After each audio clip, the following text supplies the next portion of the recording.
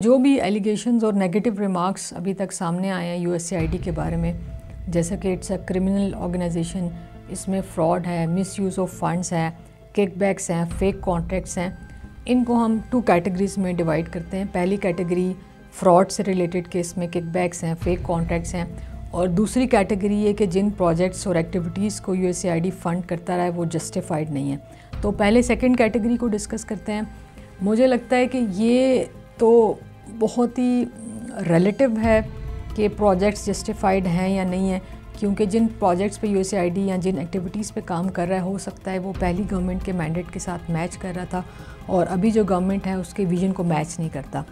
तो project justification पे I think endless debate हो सकती है कि वो ठीक थे या नहीं ठीक थे। These are taxpayer dollars being used to fund ideologically misguided, ineffective and unnecessary projects thanks to the blundering bureaucracy. तो इसी सिलसिले में कुछ गवर्नमेंट रिप्रेजेंटेटिव्स ने यूएसएआईडी की एक्टिविटीज़ को पिक करके कोट किया एंड दे वर सेइंग कि they would not like their tax money to be spent like that. USAID over the past several years, these are some of the insane priorities that organization has been spending money on. $1.5 million to advance DEI in Serbia's workplaces, $70,000 for a production of a DEI musical in Ireland. I don't know about you, but as an American taxpayer, I don't want my dollars going towards this crap, and I know the American people don't either, and that's exactly what Elon Musk has been tasked by President Trump to do, to get the fraud, waste and abuse out of our federal government. Recently मैं Senate committee की hearing या meeting देख रही थी, उसमें कुछ USAID funded activities या projects present किए हैं and it was a kind of fun making. जो एक्टिविटीज़ या प्रोजेक्ट्स प्रेजेंट किए हैं those were as small as $25,000, एक $20,000 थे, एक $32,000 थे, कुछ $87 मिलियन का भी एक प्रोजेक्ट था, कुछ बड़े भी थे। बट अगर हम टोटल यूएसएआईडी का बजट देखें 2023 का, इट वाज $40 बिलियन। अभी आई थिंक इस साल का $58 बिलियन था।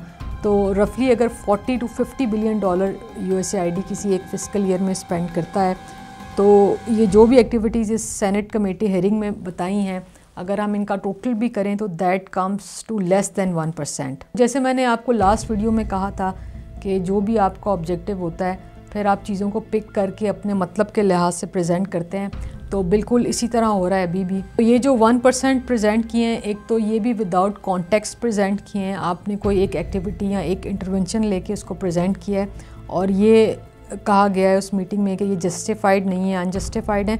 जबकि कुछ प्रोजेक्ट्स तो मुझे लग रहा था सेंस बना रहे हैं और हमारे सोशल सेक्टर के बहुत ही टिपिकल प्रोजेक्ट हैं। जैसे फॉर एग्जांपल एक सेसेमे स्ट्रीट शो इराक में फ़ंड किया यूएसएआईडी ने $20 मिलियन का। ये तो एक बहुत ही पावरफुल कम्युनिटी इंगेजमेंट एक्टिविटी है या टूल है।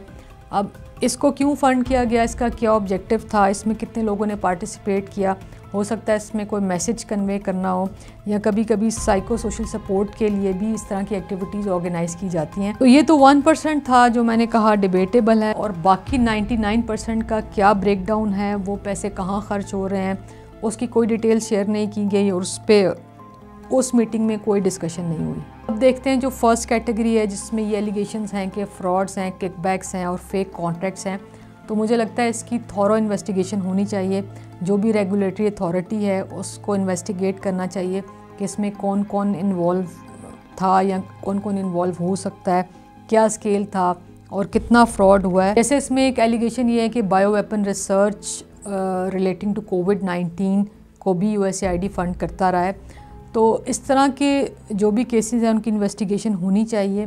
अगर ये हुआ भी है तो ये हेल्थ की एक छोटी सी एक्टिविटी है, छोटी सी इंटरवेंशन होगी, और जो बाकी डिपार्टमेंट्स हैं, बहुत यूएसएआईडी एक बड़ी ऑर्गेनाइजेशन है, इकोनॉमिक ग्रोथ है, जिसमें ह्यूमैनिटेरियन सपोर्ट है, एमरजेंसी है, क्राइसिस है। तो बाकी जो यूनिट्स हैं, डिपार्टमेंट्स हैं, प्रोग्राम्स हैं, लोग हैं, आई थिंक 80% लोग तो इसमें इन्वॉल्व भी नहीं होंगे।